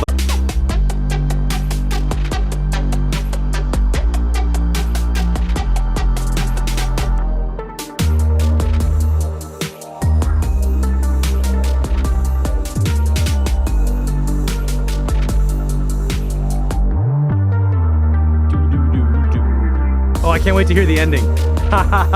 We were talking exactly about that high-pass filter bass thing at the very end note.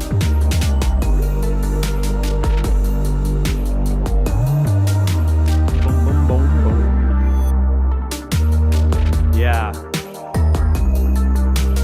high frequency. Pew, pew. That's good.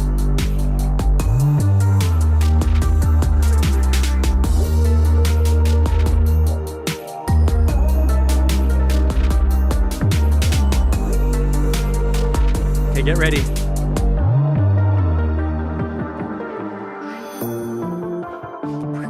Perfect. Transition to the B section.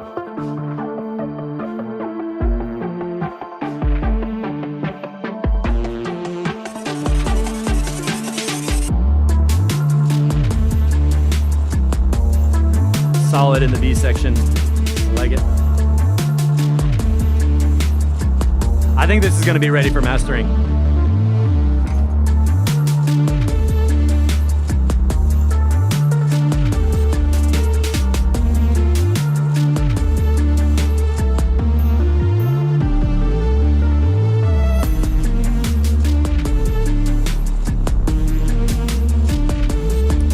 Yeah, what time is it for Ed? Is it like 10:30? 9:30 a.m.? 10:30?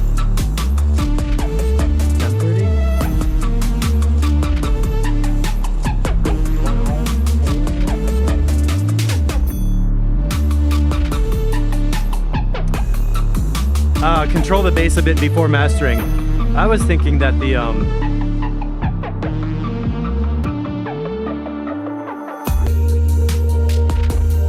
kick and the sub bass could use some, you know, like drum bus as a unit to just get them nice and like smacking in the mastering process. So yeah.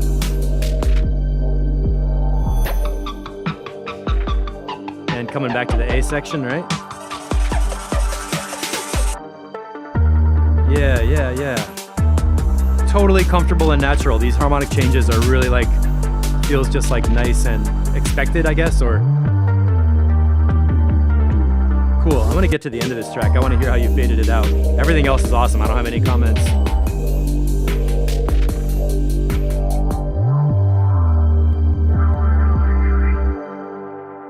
And there's the ending. Alex B, that drop needs to be a bit less beforehand. Are you talking about right here?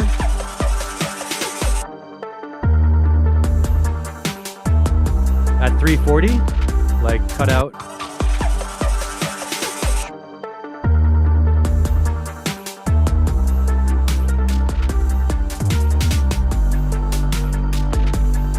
It is ready. Yeah, Ed, I think, yeah, maybe the sub could come a little bit down and the kick up a little bit, but this we're getting into tiny little things. The one 30 seconds back.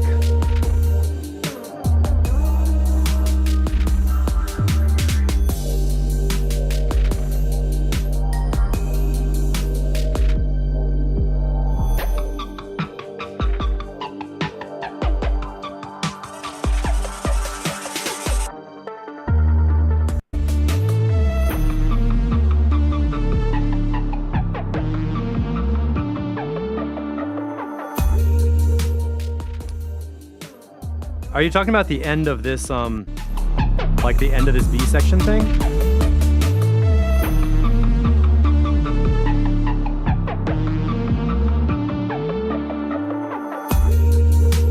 So the 320 drop? Beaches and palm trees minus the volcanoes, yeah. So Alex, I'm just curious, are you talking about having less sound? Like what would be the actual sounds to get rid of here?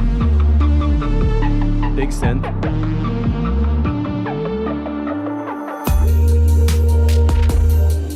It's a weird change. Okay.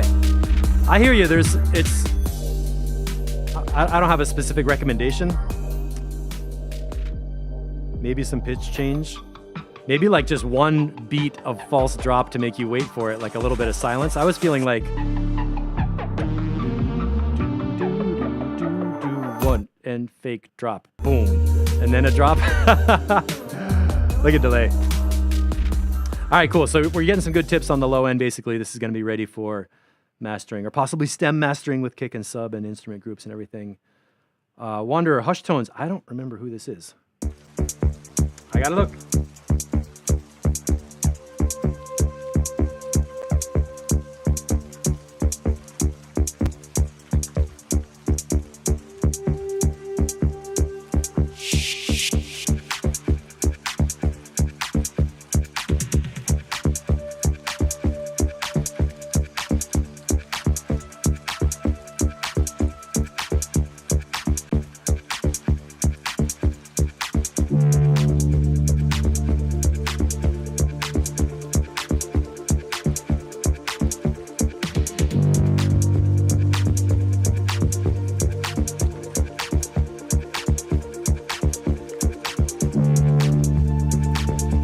Oh, Alex, this is Alex, right?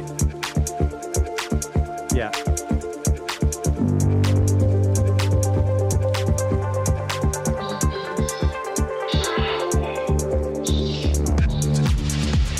Yes.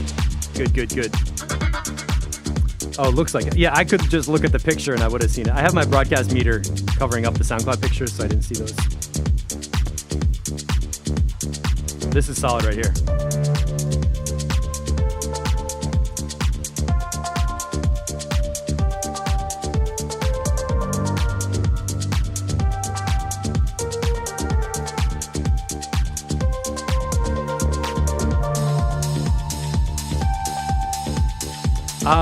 That ride sample comes at me a little bit too loud and a little metallic.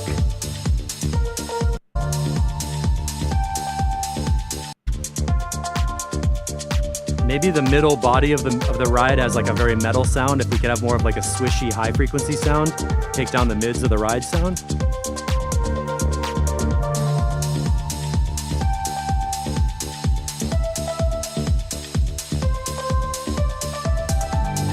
I like the function of the ride right there, but the tone of that actual ride cymbal sound feels too much extra. What are those drum fills right there?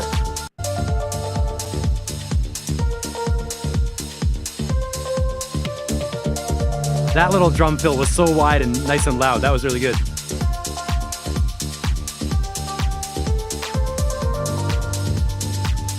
Ooh, Tice, good comment. Doesn't like the room reverb on the electric piano.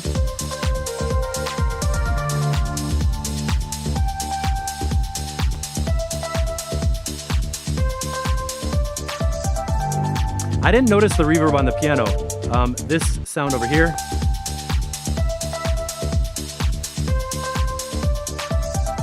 That like was just a bit too loud. Nice effect, nice placement, but frequency was like.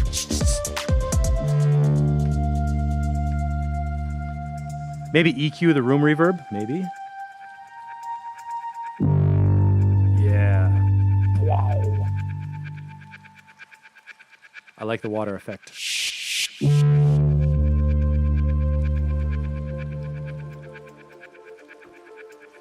It's on the hi-hat.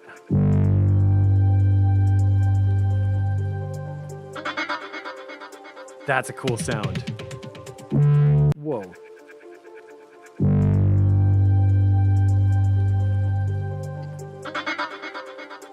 Good, good.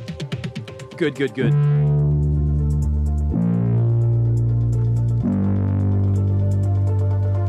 Vital is king.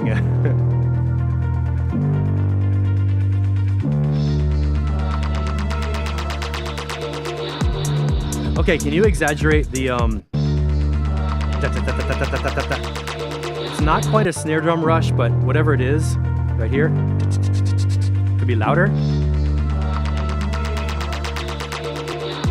That's a trippy buildup. It sounds like those mushroom flutters, like. This is great right here, big and empty.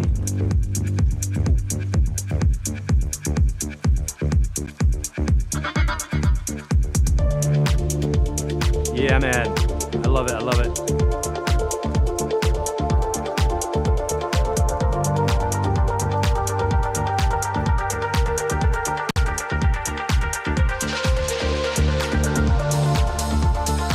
Okay, we talked about the ride. Let me go back right here. The bass note. Boom, boom, boom, boom. I think you could pull that upbeat bass up a little bit. I think that bass sound, it has some nice buzzy low mids. That could be a little louder. This part is perfect. That clap sound, the pad. Nice harmonies, like the harmonic world is like soft and like nice. Yeah. I would start by just putting like a high pass filter up on that ride, maybe up to 1,000 or a little higher to get more of the metallic wispy part, but more of the wispy part and not as much as the metal bell part.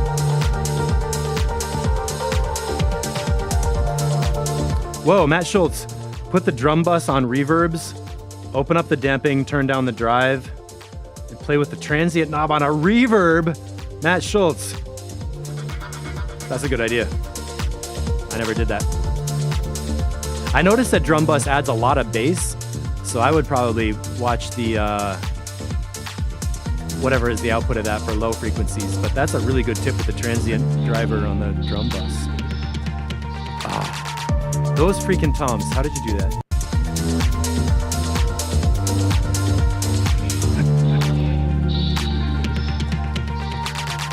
What the hell? Those sound so good. Dig it, dig it, dig it.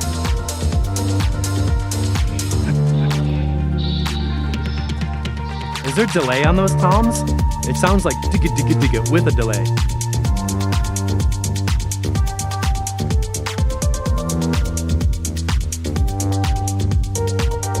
I like drum bus a lot. I love it with putting it on just a mono kick and bass line. It always just goes and gets them like good. A drum rack with different toms, all different lengths. It sounds so good. Around here, this lead synth.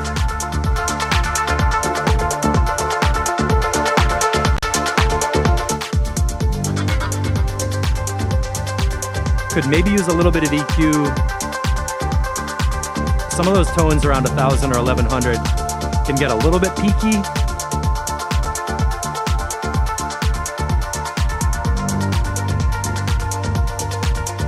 Oh, the mono bus preset. Aha.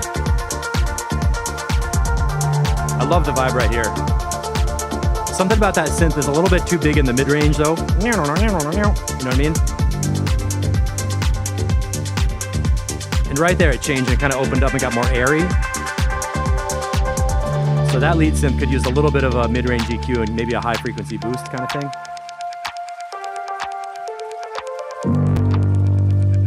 That one, wow.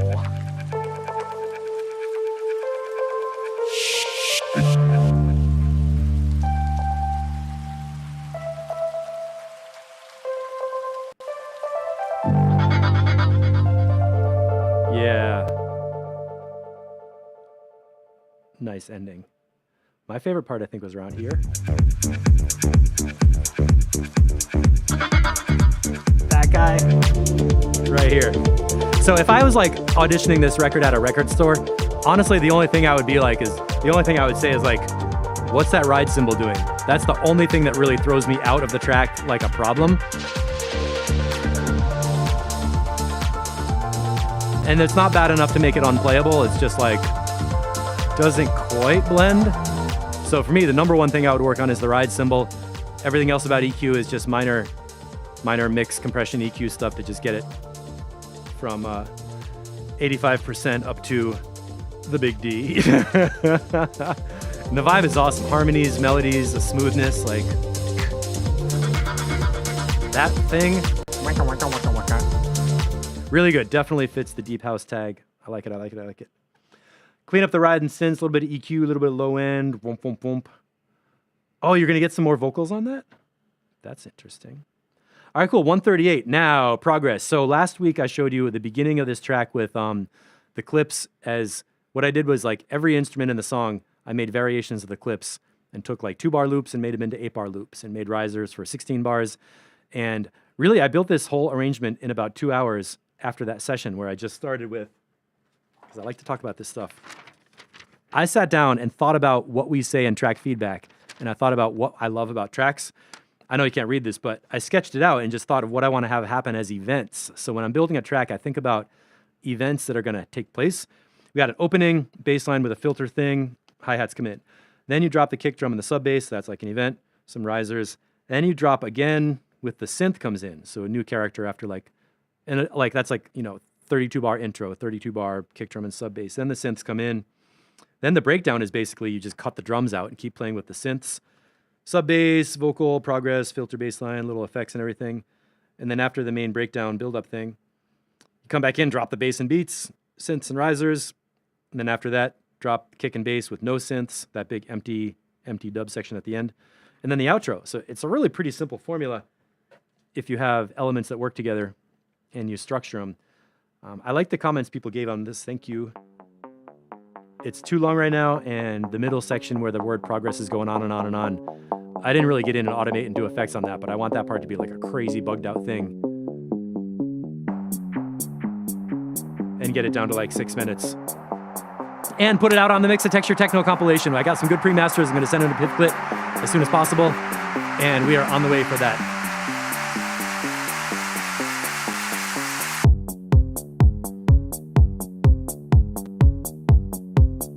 I love this bass line.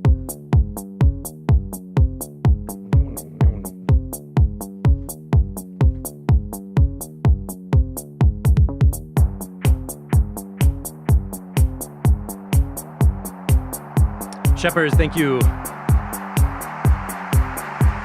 And I think DJ Waters said some good comments about like too many risers or something, which I agree. We check that bass though.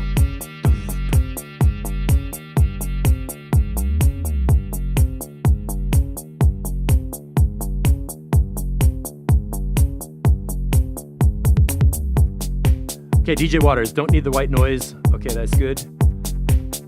2 minutes of the word progress from 444 was too long. I agree.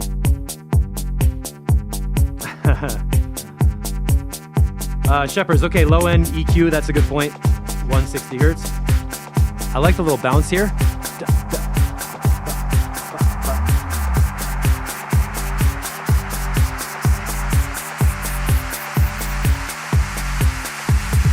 Progress, progress, progress, progress, progress, progress, progress, progress, progress, progress, progress, progress. Piv, you said 160 hertz too. So little kick drum EQ, yeah. Progress, progress, progress, progress, progress, progress. I don't know if you can hear, the voice has like 5 layers of different octaves. That doesn't really come through in the mix. So I think I might put a resonator on the whole vocal group and get it really like meow meow.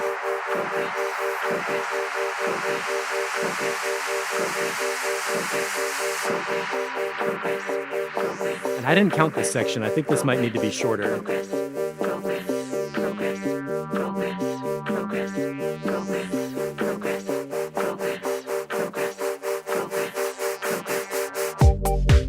And I would like to have a cool little drum break like that.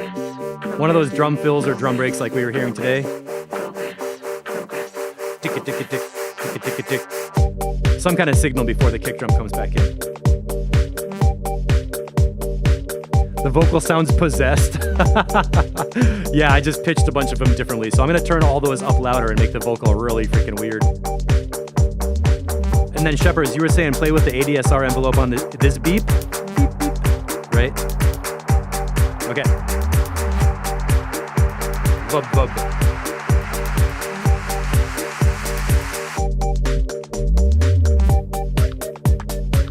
Do you think those bleepy sounds are my signature? Okay, I'll take it.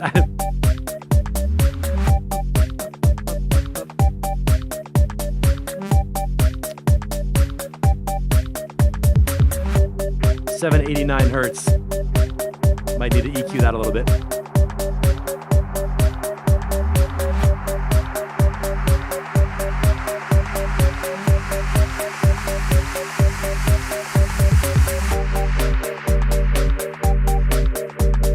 Yeah, there's a kick bump at a bass line at 140.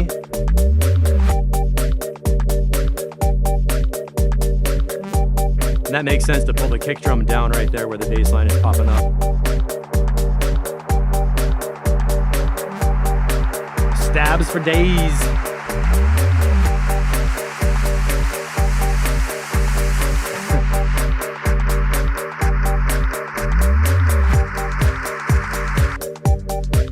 All right, some riser just stopped right there for no reason.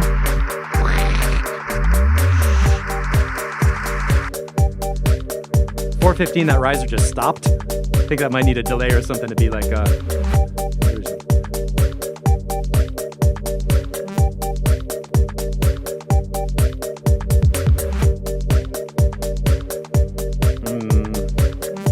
Right here could use a percussion change. Feels like it's been going for a while and the drums didn't change.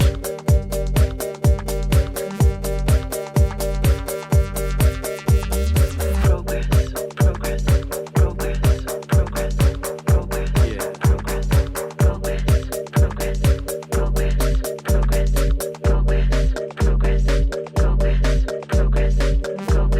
Thank you, Matt, on the sidechainy pad sound. I like that too. Feels like this part sort of fell flat. We got to a breakdown accidentally, and it's kind of a little boring. So I'm going to review this section in the middle here as a place to just cut shit out and make it do something.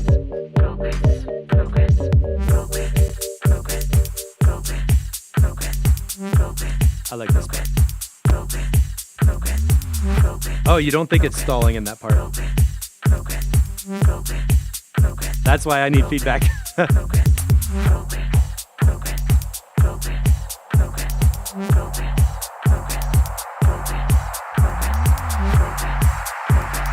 Yeah, the midsection, this doesn't need to be 8.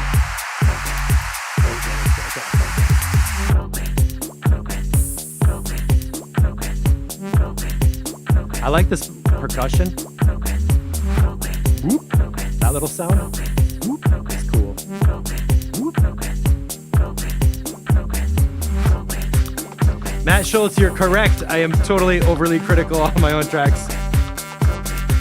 Ian, yes, 444. Gotcha.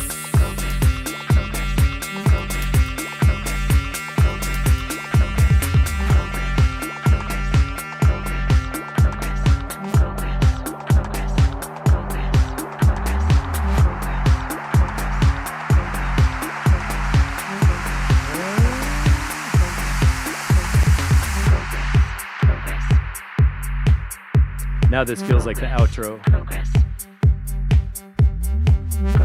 Yep, that's why we have feedback.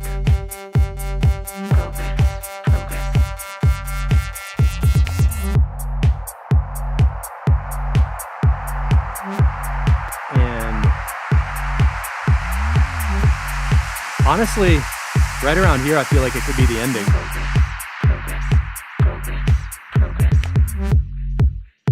Do we need another whole minute right here? I need that melody again, yeah? Beep, beep, beep, beep, beep, beep, beep, beep. So here I was like, kick drum, fire off a riser, just...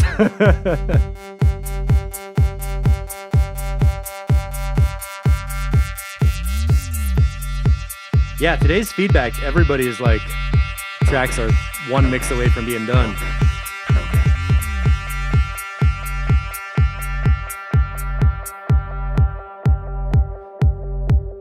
All right, I'm gonna get this down like a minute shorter, maybe 6.5 minutes total. Progress.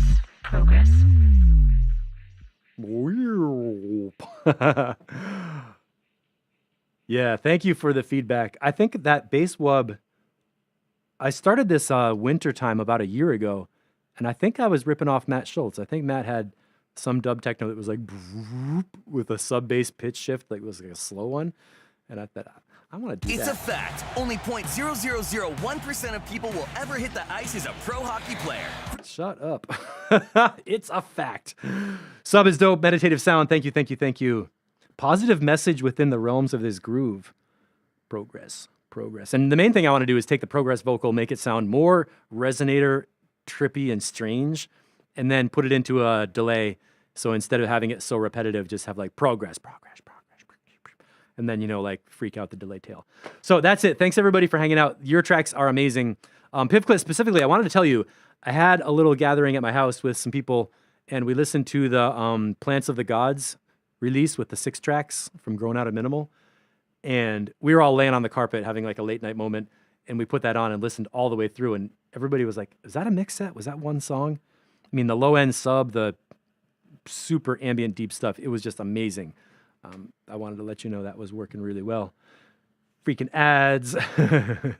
Oh, Matt, you had that going on before, right? Pitch envelope going on with the sustained longer notes. And as for Mixotexture label news, I've got collected the pre-masters that we're going to have for the first techno compilation, and I'm going to get those over to Pivclit as soon as possible, early next week for mastering, and then we'll be doing the prelude for the release. I got some great notes from Scott Burke on the overall marketing plan to just have a consistent voice and messaging. So the next thing is maybe on Wednesday, let's do a label meeting and talk about how we can all promote together to make this thing a success. Like DJ Waters was saying, it makes a big difference to everybody to have everybody share each other's releases and mixes and mix sets and videos, and just spread the love around, comment on them, share them, be like, I'm playing this, it sounds so good. And we will be on our way. I think that's it for today. Oh, you need to get that done and come out with all the tracks. Yeah, man. Grown out of minimal. Alex B, you got a couple days. I mean, if you want to slap something that you think is not good enough and send it over and we'll tell you it's almost good enough. Like, I wouldn't mind having something that is quickly done and sounds good and solid. It doesn't have to be like the most refined, polished track in the universe. Done is better than perfect. So getting shit done. Matt Schultz, when is the down tempo compilation? That's going to be number 3. We're going to do a techno compilation first and then a house and then down tempo. We might do them June, July, and August, but I think it'll probably be more like techno for June and then in August put out the house compilation and then late September put out the down tempo.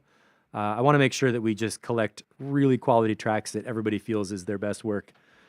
And as always, the deadline is the motivation to get it done. So Alex B, if you can adjust Fracture and get that done, you know, we'll help you get it mastered and everything so it's going to sound comparable to everything else. It basically just has to be done and export a version without master effects and without your own mastering on there so that Piv can take it and set the levels to sound like it's part of a whole compilation. Bye all. Good job. You all get the big D. Mom and Dad at me. And for anybody who's just coming in, if you are still watching at the end of the replay, all of this is related to courses.mixitexture.com, where I have some courses on mixing, EQing, compression, escaping the 8-bar loop, free presets you can sign up and grab.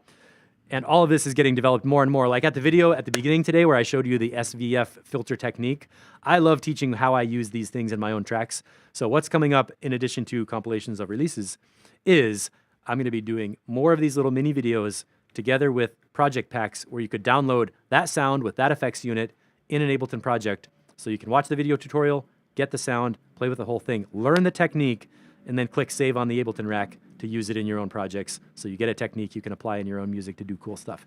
That's what it's all about, spreading the vibe. And of course, I steal pretty much all my ideas from you guys. I love hearing music that has great techniques that we can just analyze, describe, and apply in our own music, because it's totally not copycatting or like, give me that drum break, bro. It's like actually just sharing creative energy and everything, which really makes the whole thing go around so much better. So that's it for me. Hope you all have a beautiful Saturday. I'll see you back on Wednesday and in the Discord group and all that. All right. All right. Thank you, YouTube, for streaming my stream today. And that's it. Bye-bye.